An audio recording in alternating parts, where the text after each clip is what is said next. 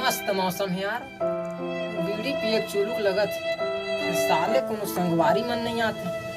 आज तीन तो पूरा नहीं तो आधा बीड़ी पाते हैं। एक आज 60 दम काते हैं साले ले। बाबू आ बेटा पहले ही जान डाले तो बीड़ी पिए चुलुक लगत रही थे मेरे। और तब मगर सिगरेट ले आए कहीं और दूल्हा बेटा से और वो हाथ में का धरे है। ए हां काहे न होगा पतंजलि बिस्कुट तो है बाबू। ले बेटा काहे नहीं हो खा डाल।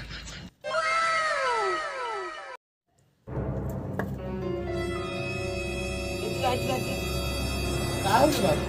लेकिन ये बता बेटा ता पैसा कहाँ पाए है? पैसा बाबू वो तो मैं तो बंगाली के खोले निकाले रहे बाबू। अच्छा अच्छा आ तो आ बैठ बैठ बैठ बैठ आ बैठ बेटा बैठ बैठ। का हो बाबू?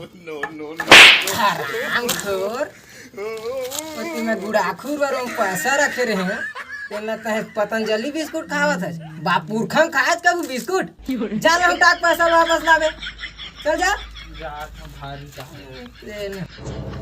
और सिगरेट देन बाबू मैं तो ले दी पैसा करे दी। ले बेटा ले आज तेल पी ले था उधारी खाता दिखा दे जा ले जा